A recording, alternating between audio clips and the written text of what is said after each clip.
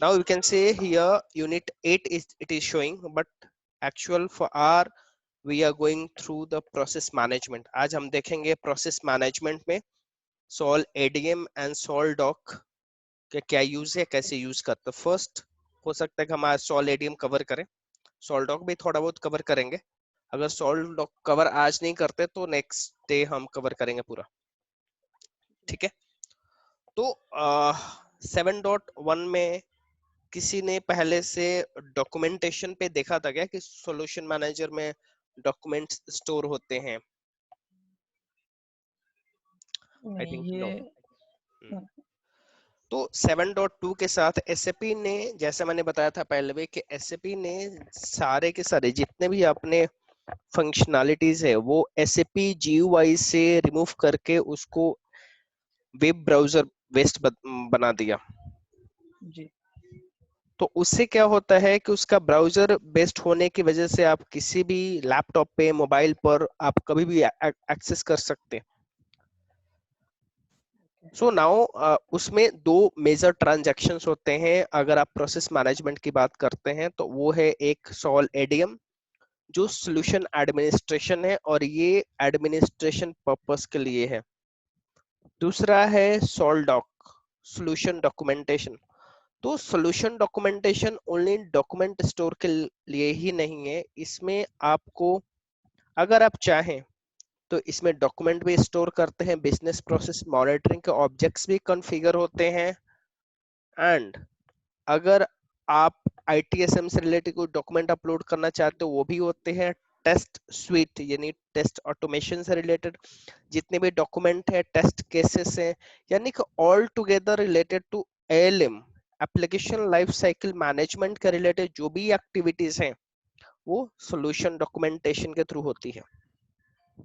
वो हम डिटेल में जाएंगे कि हम कैसे यूज करेंगे solution documentation and process management. So first आज का टॉपिक है Sol ADM. So let's concentrate on Sol ADM today, right?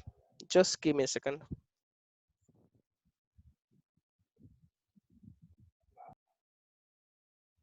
देखिए ये जो टी कोड्स अभी जो स्क्रीन है, जो अभी प्रेजेंट स्क्रीन आपको दिख रही है, ये जी स्क्रीन हमारा वर्क सेंटर है, सॉल्यूशन मैनेजर वर्क सेंटर। जो ट्रांजैक्शन होता है वो एसएम अंडरस्कोर वर्क सेंटर के थ्रू होता है।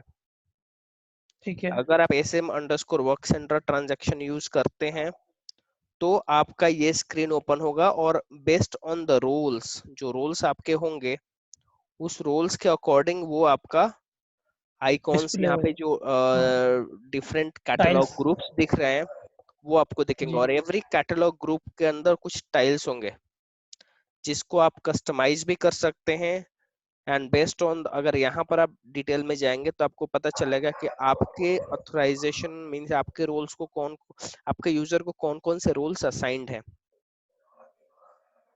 ये सारे के सारे ओके। जो जो फंक्शनलिटीज आपको दिख रही है वो सिंगल सिंगल रोल्स के अकॉर्डिंग आती हैं।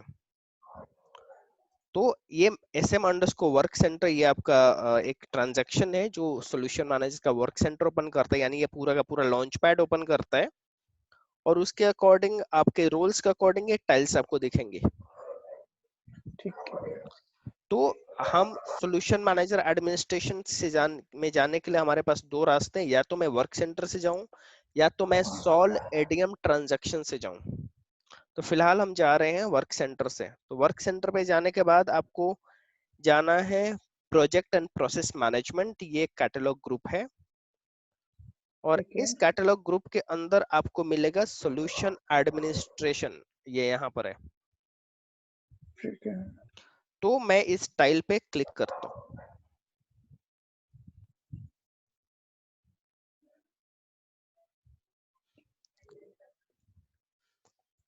और सॉल्यूशन एडमिनिस्ट्रेशन में जब आप फर्स्ट टाइम किसी भी कंपनी में सॉल्यूशन एडमिनिस्ट्रेशन या फिर कोई भी अगर सॉल्यूशन मैनेजर डाउनलोड या फिर इंस्टॉल होता है तो पहला काम जो होता है कि उसमें सॉल्यूशन क्रिएट करना होता है। ठीक है। तो ये सॉल्यूशन क्रिएट करने के लिए आपको बता दो सॉल्यूशन क्या है। सॉल्यूशन आप एक कंटेनर कह सकते हैं जितना भी प्रोसेस मैनेजमेंट सॉल्यूशन मैनेजर से रिलेटेड जितनी भी रिक्वायरमेंट्स होती हैं वो अंडर एक कंटेनर होती है, उस कंटेनर को हम सॉल्यूशन बोलते हैं।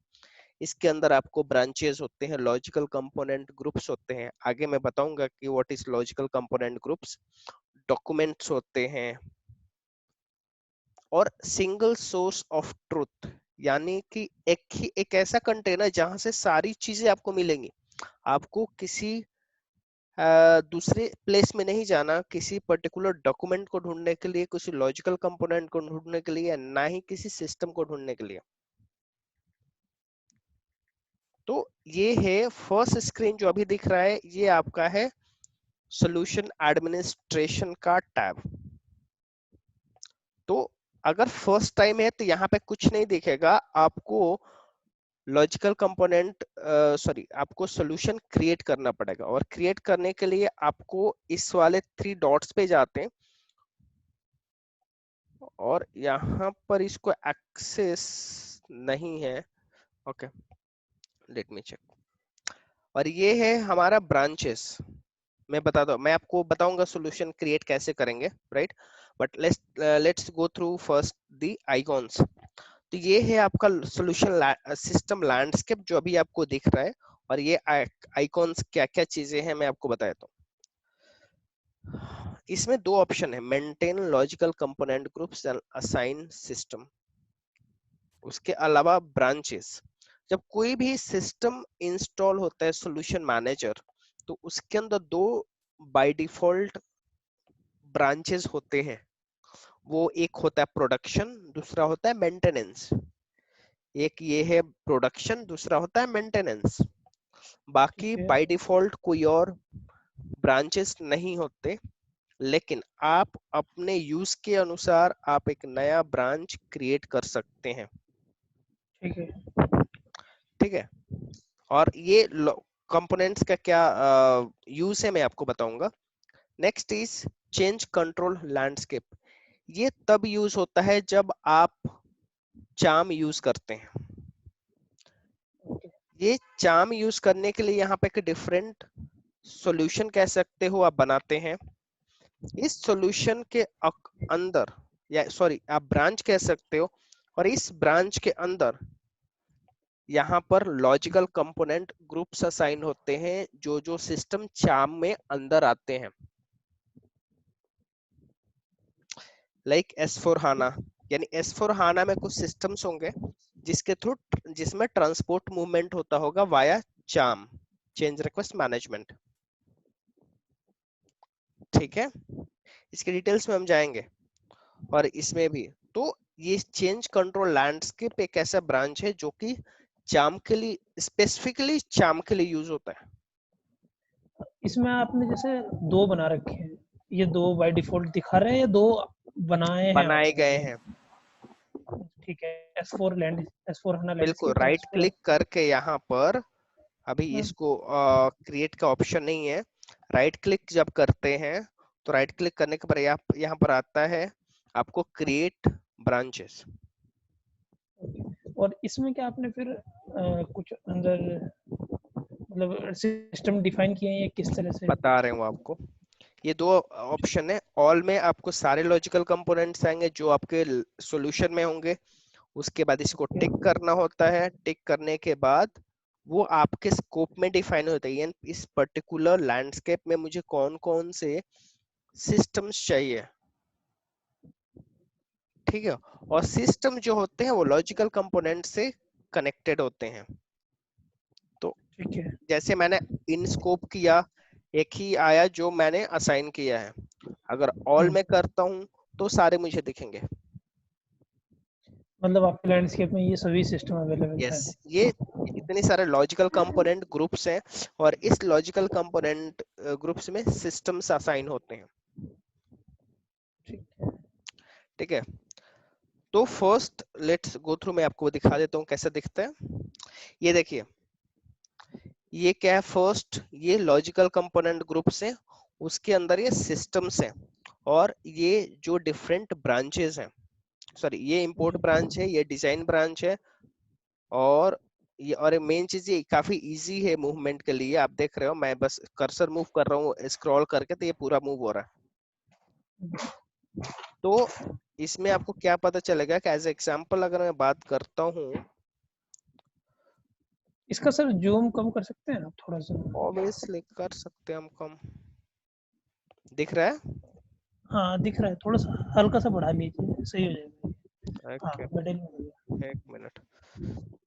ठीक है, अब फर्स्ट स्क्रीन जो है, फर्स्ट जो कॉलम है वो लॉजिकल कंपोनेंट ग्रुप्स का है।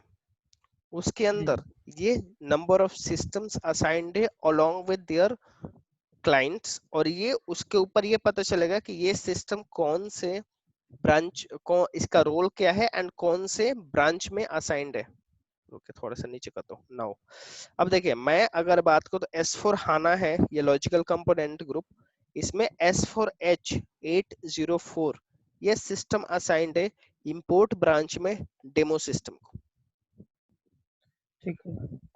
वैसे ही S4H100 डिजाइन ब्रांच में इवैल्यूएशन है, डेवलपमेंट में इसके ये क्लाइंट्स हैं, और इसका मूव करें तो मेंटेनेंस है, एंड ये प्रोडक्शन है नहीं ऑपरेशन है।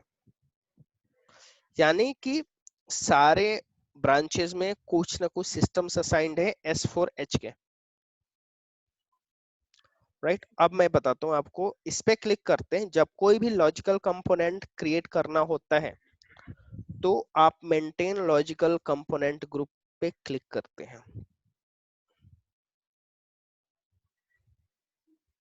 और ये लॉजिकल कंपोनेंट ग्रुप, मैं पहले बता दूं, यहाँ पे मुझे चेंज करने का ऑथराइजेशन नहीं है, इसलिए मुझे क्रिएट का ऑप्शन नहीं आता, नहीं तो यहाँ पे एक बटन आता है क्रिएट का। CRM अगर मैं क्लिक करता हूँ या फिर ECC, इसमें क्या होता है कि अब 7.2 ऑनवर्ड से जो आपके सिस्टम्स का प्रॉपर्टीज है, लाइक कि अगर आपका जिस सिस्टम पे जो काम होता है, जैसे फिनांस का काम होता है तो फिनांस हो गया, CRM का काम होता है वो तो CRM हो गया, BW का काम होता है तो BW हो गया। तो प्रोडक्ट जो है उस प्रोडक्ट के नेम से लॉजिकल कंपोनेंट बनाते हैं। और उसके बाद जैसे मान लीजिए कि एस फोर हाना हो गया, तो इसमें S4 हाना के सारे सिस्टम्स होंगे, और इसका टाइप क्या है, एप्लीकेशन सर्वर अबैप। अगर कोई जावा का होगा तो उसमें एप्लीकेशन सर्वर जावा। तो इसमें जो सॉल्यूशन मैनेजर का बना हुआ है, ये फिर 2 स्टैक होंगे ना हमारे पास सॉल्यूशन मैनेजर के? अग्रीड, लेकिन इसमें जो असाइन होगा वो सोल्यूशन मैनेजर का अबैप सिस्टम ही ओनली असाइन होगा।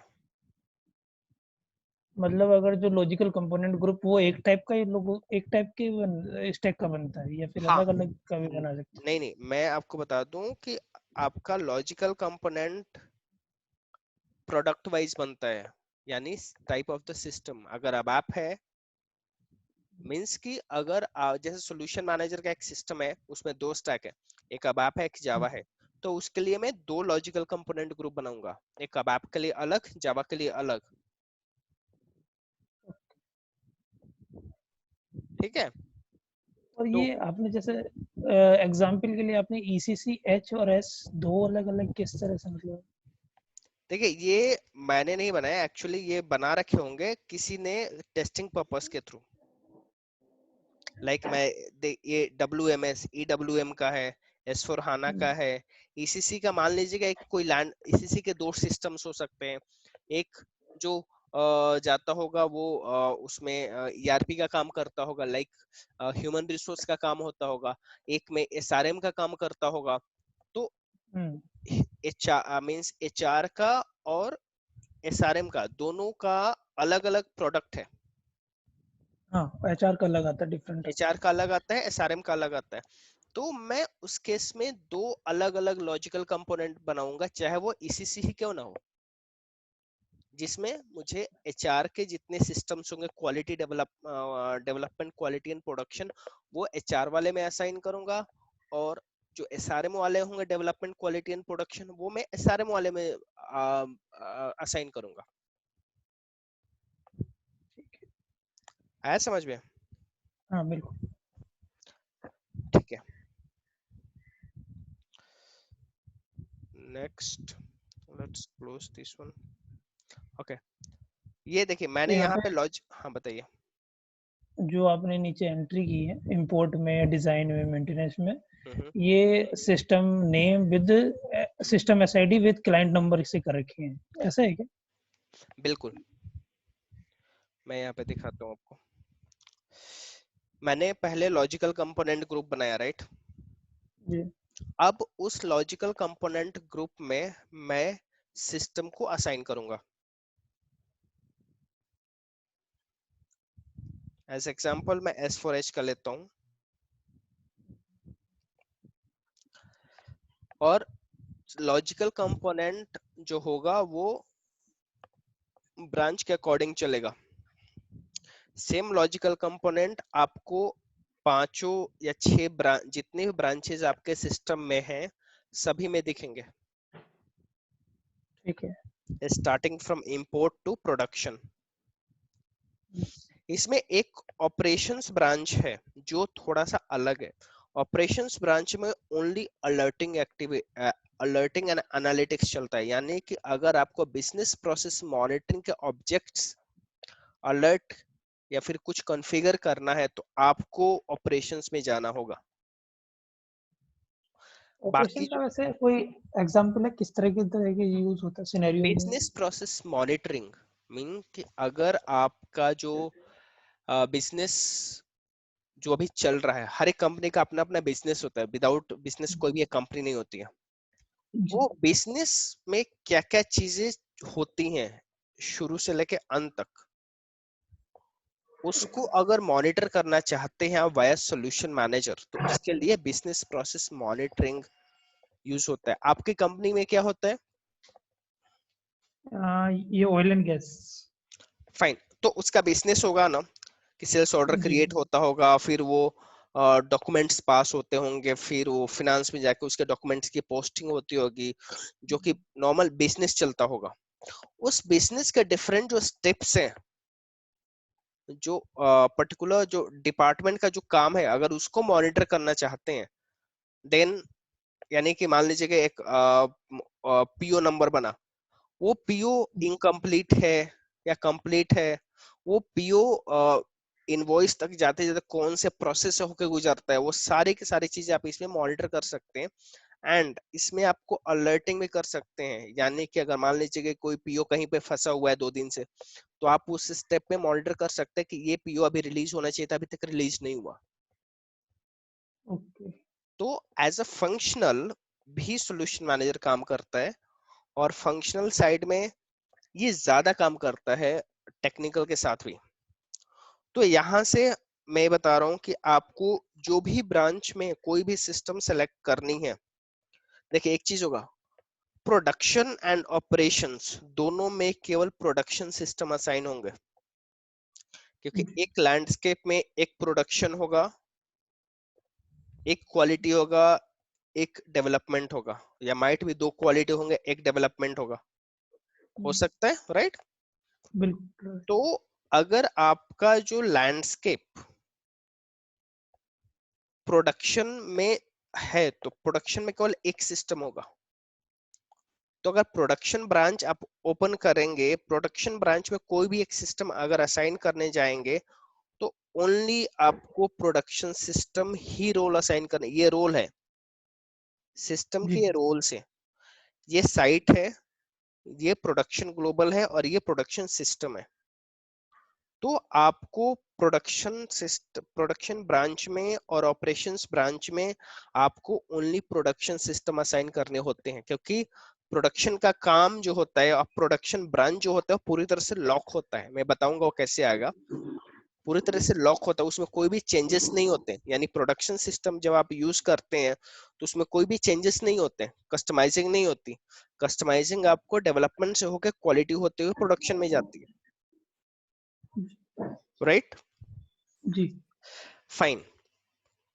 वैसे ही अगर आप ऑपरेशंस में भी देखेंगे तो ऑपरेशंस में ही ओनली प्रोडक्शन सिस्टम ही असाइन होंगे, कोई और सिस्टम आप प्रोडक्शन के अलावा ऑपरेशंस में असाइन नहीं कर सकते, क्योंकि बिजनेस प्रोसेस से जो चलता है वो प्रोडक्शन पे ही चलता है। हाँ, ऑपरेशंस में करके फायदा भी क्या है वो तो अपने हिसाब से हम जैसे क्वालिटी में भी अगर हम इसे करते हैं तो कोई फायदा ही नहीं है इस चीज का। हाँ, करने का फायदा, लेकिन क्या होगा कि एक सिस्टम के दो रोल्स हो जाएंगे।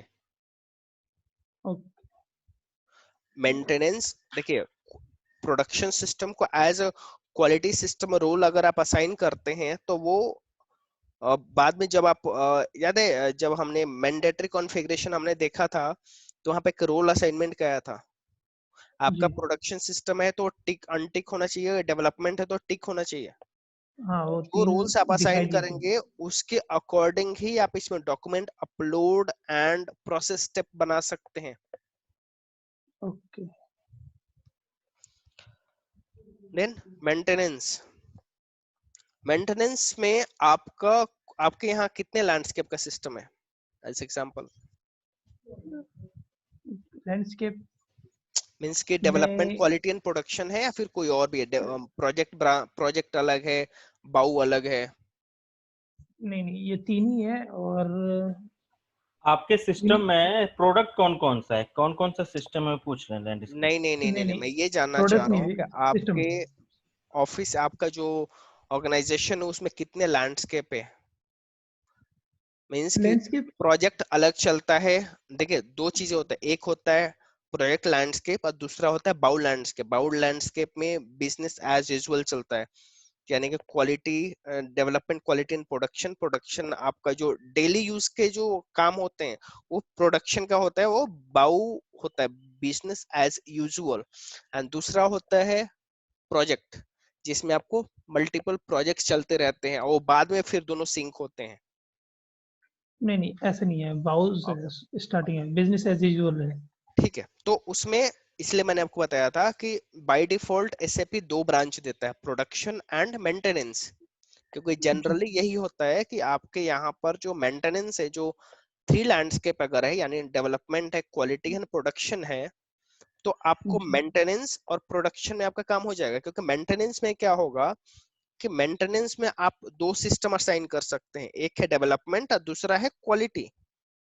जी। और प्रोडक्शन में अपना प्रोडक्शन हो गया, तो आपका जो तीन लैंडस्केप है वो develop, sorry, maintenance and production में फिनिश हो गया। Getting my point? इसे रिपीट कर दीजिए एक बार। मैं ये बता रहा हूँ कि अगर थ्री लैंडस्केप है आपका सिस्टम, आपका ऑर्गेनाइजेशन, जी, जिसमें development, quality and production only होता है, देन आपके लिए maintenance branch and production branch sufficient होता है कि आप अपने लैंडस्केप को डिजाइन कर लें। ओके। क्योंकि देखिए यहाँ पर S4 हाना में हमने प्रोडक्शन में केवल प्रोडक्शन सिस्टम असाइन किया था, लेकिन मेंटेनेंस में हमने डेवलपमेंट भी असाइन की है और